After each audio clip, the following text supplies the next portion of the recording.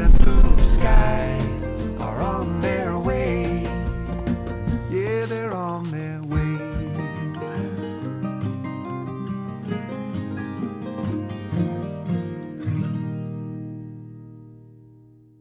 Hi, everybody. My name is Corey Rabin, and welcome to Crosstalk. This is our podcast about alcohol and drug recovery and living balanced, trying to feel good on a day-to-day basis without the influence of alcohol, drugs, or any other kind of thing to change the way you feel. Last time we spoke, I talked about some music which was inspiring to me, some music that really made a difference to me in my life and my sobriety. There's a song by Jason Mraz called Living in the Moment. If you don't know the song, listen to it, listen to the words. It's a really great song, and one of the things that I have on my phone right now, just lyrics to the song, it says, "I will not waste my days making up all kinds of ways to worry about the things that will not happen to me." I love that, because 90% of the things we worry about never happen, and the other 10% can't do anything about. Then he goes on to say in another portion of the song, "I'm letting myself off the hook for things I've done. I let my past go past, and now I'm having more fun. I'm letting go of the thoughts that do not make me strong, and I believe this way can be the same for everyone." So essentially, trying to live in the moment, trying to understand that what's going on right now is what we need to deal with. Tomorrow's not here yet, yesterday's finished. Try to live in the moment and be where your feet are. And so, welcome to Crosstalk, and we're going to get cracking now with our guest, Josh, who's going to inspire everybody who's listening to our podcast.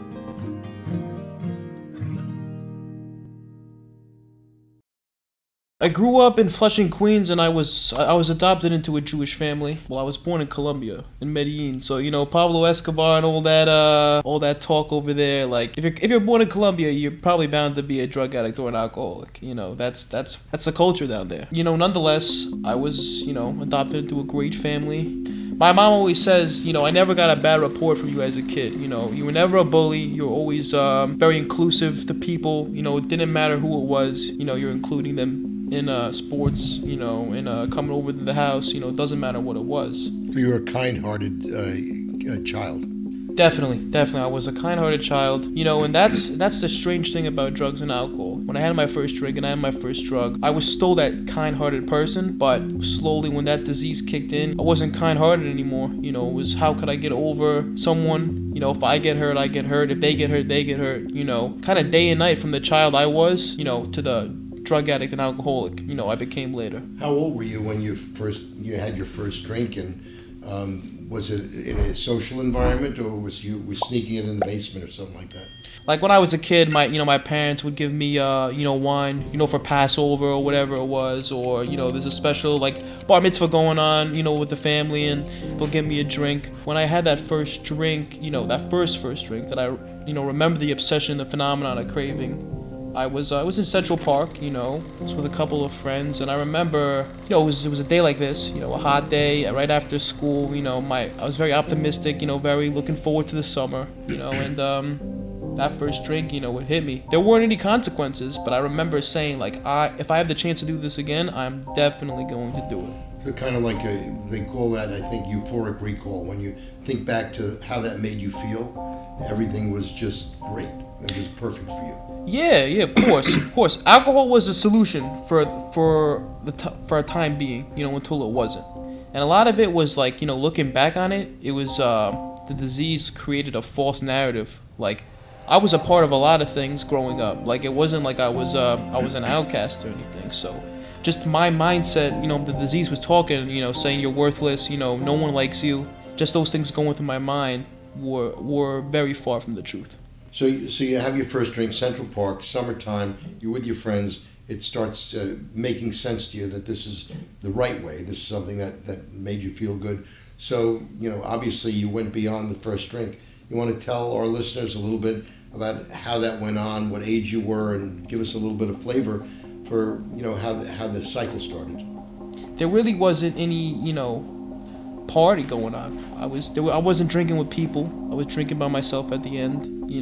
I was blacking out. But I've come a long way. But just to kind of like fill in the blanks a little bit. First started, with alcohol. Like, alcohol was that magic like I was talking about, and slowly, you get introduced to weed. You know, and smoking weed, it did the same thing for me. Got me out of my head, got me out of my own skin, and smoking every day, drinking every day, you know, and 15, 16 years old, there weren't any consequences, really. Like, I was a student, I was an athlete, I was on the wrestling team in my high school, I was on the baseball team in my high school, I had good grades, my teachers liked me, you know, so my mindset in high school at the beginning was like, you know, if I can do this, you know, drink and drug and everything is okay on the surface, you know, we're fine. Like, there's no issue, yeah. Drinking and drug and everything was fine, you know, going to parties, hanging out with friends. But, you know, they talk about the line in the sand. And I don't really remember where the line in the sand happened. I can't tell you, but one day the script just flipped, you know. In other words, you crossed a line from it being something that was enjoyable and sociable to being something that no longer was enjoyable, no longer was something that took over. Is that what you mean? Exactly. It was a full-time job. How old are you in the story? Are you 18 at this point? Yeah, so 17, 18. You know, I'm kind of doing whatever I can do to get drugs and alcohol. You know, I'm going, you know, breaking into friends' houses when they're not home to try to find money, to try to find booze, to try to find, you know, prescription pills, whatever it may be. That's where I was. Like, I was that friend who would, you know, help you find your wallet, although I have it in my back pocket. It was really just to attain drugs and alcohol. That was my goal at the end of the day. So you certainly described what it is to cross the line. Yeah, definitely. From that kid, 15, 16, you know, drinking in Central Park, having a good time, to breaking into houses and, you know, taking whatever I can, blacking out, being verbally and physically, you know, sometimes abusive to my family, you know. So you're in a position now in your story where you're doing all different kinds of drugs. You're doing benzos, you're doing pain medication, you're smoking weed, you're doing drink, anything you can get your hands on. Exactly. And you're doing things that are against your nature, against your moral code, just to be able to get high. Was there an event, a specific event that occurred that created a situation where you decided that, or somebody decided for you with an intervention, that you were going to rehab to try to change things? So, yeah, no, towards the end, you know, they have a slogan, you know, I'm sick and tired of being sick and tired. And that's how I felt. 18-year-old kid really just left with a bottle. Like, sports, everything was gone. They were not going to let me graduate if I continued doing, you know, the things I was doing. And my family said, Josh, either we're going to change the locks on you, we're going to kick you out because you're 18, you're an adult, you could take care of yourself, or you can go to rehab. And, you know, at that point in time, like, I was miserable. Every time I would drink, I would somehow end up crying. Like, I was a big cry when I would drink. And, you know, I remember thinking the reason I was crying is because you know, to thine own self be true, they talk about, I knew I was a shitty person. I knew the things I was doing was not the kid I was trying to grow up to be. You know, when I accepted going to treatment, I'm like, you know what, maybe there's a better way. Maybe there's a better way to live. There wasn't a lot that I could say that was good about that inpatient, you know, although, you know, it showed me that, you know, people could get sober. It showed me that I could have a fellowship of people my age, you know, fighting this disease together. There was something I never realized. Like, I didn't realize people struggle the same way I did. I thought I was a phenomenon. Like, I thought it was only me against the world. I thought it was me against this disease. But seeing the people in treatment, you know, that I was with, you know, it's really a brotherhood. So with younger people? Yeah. So it was 18, you know, minus. 18 was the max age. You were 18, so you were one of the older people, but you were able to connect with people in a way that you saw you weren't alone. Yeah, exactly. When I was there, I wanted to leave at points. When I left, I wanted to go back. Right. You know. How long were you there for? I was there for 48 days. Then my insurance unfortunately cut, and you know, I came right back to Queens during COVID, March 20th. I got out of rehab. 2020. Yeah, 2020. So right at the beginning of COVID, you get out of rehab, you're back home in Queens. Mm-hmm. Did you stay sober at that point? No. I ended up picking up that night. And I remember thinking, like, I know this is not good for me. I know that there is a better way of living because I've seen people live a sober way. You know, it could be the staff there, it could be the people, it could be people I would see at the AA meetings. Like, there is a better way to live. But I don't know, like, I had one foot in the door, one foot out the door. I wasn't totally committed at that point. I wanted to, I wanted to so badly feel that drugs and alcohol, there was still some good left. And, surprise, surprise, there wasn't, there's no good. I blacked out that night again, crying, nothing, there weren't any severe consequences, but, like, emotionally, like, I felt like that was another bottom. Did your experience at rehab for 48 days, coming home, then immediately picking up? Yeah. Did you find picking up did any of the things that it originally did in terms of making you feel good, or was it that ruined the rehab experience, kind of ruined it for you? Ruined it. Uh-huh. There's a saying, there's this old timer in a AA, and he's like, AA pissed in my drink. And it's true. Like, I took that drink and it's not the same thing. Like, I can't unlearn the things I learned.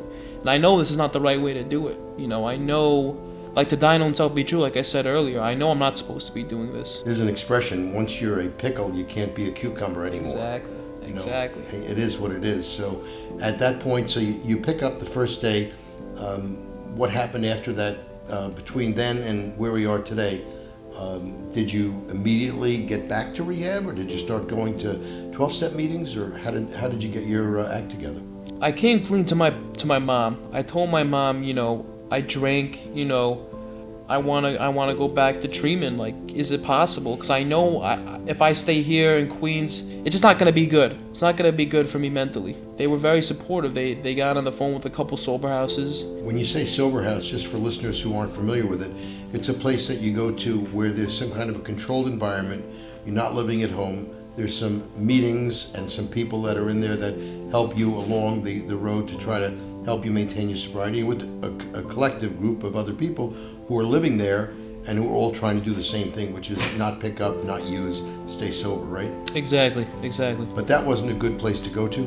No, unfortunately it wasn't. There was a lot of people, drinking and drugging in there. Everyone was, pretty much relapsing, like, every day. Mm-hmm. Like, and they would make you ride the train. Like, if you relapse, like, oh, we're not going to send you back to treatment. We're not going to get you the help you need. We're going to say, oh, go ride the train for a night and come back. Just, the guy who owned the house, it wasn't a great fit. I didn't really, connect with the guy. How long did you stay there? I only stayed there for, like, probably a week. So, at that point, I was kind of ready. I saw what sobriety, like I said, I saw what sobriety could do for people in my previous treatment center. So, you know what? Let me give it a second chance. Like, by the grace of God, I have a second chance. Let me do it. And there's this guy Mario. Everyone knows Mario in the recovery community. He's a solid guy, and he's a great friend, to this day. And he actually picked me up, from this sober house. I didn't know him at all, and he on that ride, really calmed me down. Like, I was still very hesitant. Like, I was, very mocus. I didn't know really what I wanted, but he was saying, trust the process. Like, Caron's a great place. Like, just do what they ask of you, and all's gonna be good. And he said he was sober for probably 5 years at that point. He was saying he's living a great life, talking about the concerts he goes to and the ball games and all this. So he inspired you. He definitely did. By the way, I want you to know, you used a word that I heard 40 years ago that no one uses anymore. For you listeners who don't know what mocus is a word to describe the fact that your head is not on your shoulders at all, and you have no idea which end is up. And changing, getting calm, getting sober is about trying not to be mocus anymore. But I don't think it's a real word, but we understand what it is. Yeah, exactly. So you went to Caron. Mario helped you kind of get you inspired. Mm-hmm. And you were there for how long? So I was there for 28 days. I was trying to remain optimistic through this whole thing. But luckily, Caron was a great place. We used to do a 12-step at the end of the night, and it was kind of like, 10-step to review our day, and how we were feeling. And they always had this question, like, did you feel like picking up today? And with the first 15 days, I was like, yes. I felt like picking up. I'm over here and in the farm. Like, I kind of want to if I'm somewhere, I want to be elsewhere. If I'm there, I want to be, you know, somewhere else. So it was like, you know, I'm like, Caron, I want to be back in Queens, although I know Queens is not the place for me right now. You know, and slowly but surely, like after 15 days, you know, I didn't have the craving to pick up. Like it slowly started to leave. So it was like, you know, I don't know, 17 days, I feel like picking up. No, you know, and I remember thinking about it, and I'm like, wow, like. So you're there for 28 days. This time you come out different, Josh? Yeah, definitely different, you know. But obviously there was a lot of things I had to work on. You know, the trust from my parents was pretty much obliterated, you know, at that point in time. Like, and I remember hearing, you know, trust is gained in drops and lost in buckets. And I remember that, and I was like, that connects. Like, that is a great saying. And, you know, it was gained in drops pretty much. You know, I left Caron Treatment Centers after 28 days. I went to Release Recovery, New Yorktown Heights in Westchester.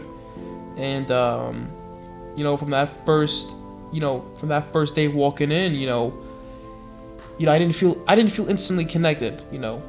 Obviously, it was going to take me some time to adjust, but, That's a sober living. Yeah, it's a sober living, but it was completely different than the one I was at beforehand. And, you know, I received, like I said, the Brotherhood. I received love from the Brotherhood, you know, from the people I was, you know, there with.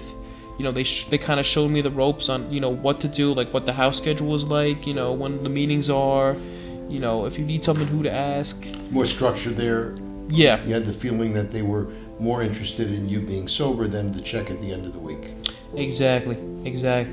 So right now, you're no longer in sober living. What the hell are you doing? So right now, I'm actually working for the sober living I was at, Release Recovery. I do the overnights, so you can't. What does that mean?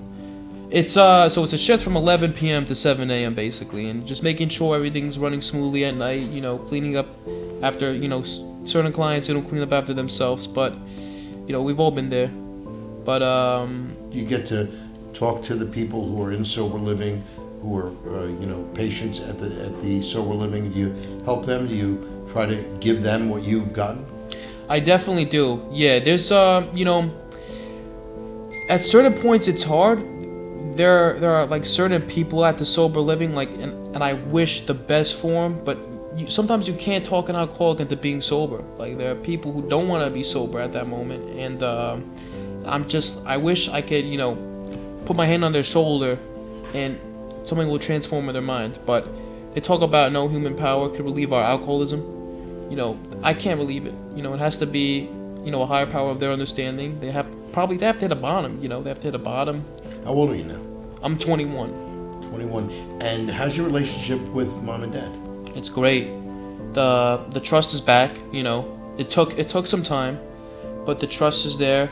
I go back pretty much every weekend for Shabbat. You know, and that's you know, that's been very enjoyable. Usually when I was drinking and drugging, you know, Shabbat would be a fighting match pretty much. You know, I'd be blacked out, like nothing good was happening. But now, you know, I'm there. I can talk to my father, talk to my mom, you know, talk to my sister. That's something I couldn't do when I was, you know, out there drinking and drugging. Well, For anybody who knows you, the people that I know who know you, all talk about you as if you were really a power example to both the young people and the older people. You inspire me, and I was 27 when I got sober. And it's not easy to do what you do at your age. So many people around you, the people that are, I mean, you're not really in the environment where you're, you know, sitting at the schoolyard or, you know, at the park looking for some trouble. But, you know, 21-year-olds, not the easiest thing to do what you're doing. And for one, I think you're a really amazing human being. And when I hear you speak to people, everybody is looking at you like you're an inspiration. And I am so grateful that you came here to talk to us today. And, you know, I really just thank you so much for being here. Anybody who's listening to our podcast, if you send us a message through Instagram, any of the other platforms that we're on, Facebook, etc., just please reach out and we'll make sure that you get some help. And put you in touch with the right people. So, Josh, thanks so much for being here today. Of course, thank you, Corey, for having me. I'm really grateful for you being here. Always a pleasure to see you. Hi again, everybody. Usually, as we close our podcast at Crosstalk, try to talk a little bit about something that I've read, something that was inspiring. And I want to talk to you about a book that somebody gave me when I was in a detox. It's called The Four Agreements. It's by Don Miguel Ruiz. It's a 1,000-year-old Toltec legacy. The Four Agreements are: be impeccable with your word, don't take things too personally, don't make assumptions, and always do your best. Agreements meaning kind of contracts you make with yourself, things that you're going to do on an ongoing basis, day to day, to make your life better. And the book is a wonderful book. If you have time to read it, please do so. But I want to read a little piece about the portion that talks about not taking things too personally, because it's inspiring to me. It's something that I think everybody, whether you're in recovery or not, can find useful. Nothing other people do is because of you. It's because of themselves. All people live in their own dream, in their own mind. They're in a completely different world from the one we live in. When we take something personally, we make the assumption that they know what it is that's going on in our world, and we try to impose our world on their world, even when a situation is so personal, even when others insult you directly. It has nothing to do with you. What they say, what they do, and the opinions they give are according to the agreements they have in their own minds. Their point of view comes from all the programming they received during the time they grew up. They call it during their domestication.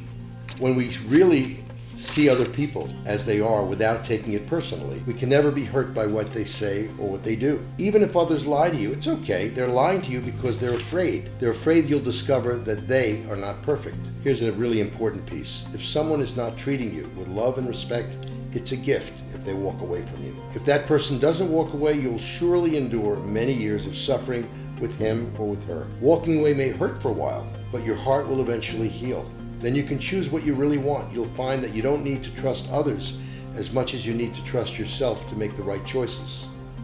There's a huge amount of freedom that comes to you when you take nothing personally. So at the end of the day, what we're saying here is that most other people are busy looking at themselves in the mirror. They're not looking at us.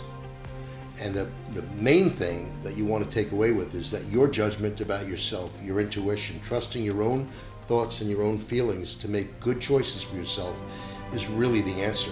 Not thinking anybody else has a better idea than you do about what's good for you.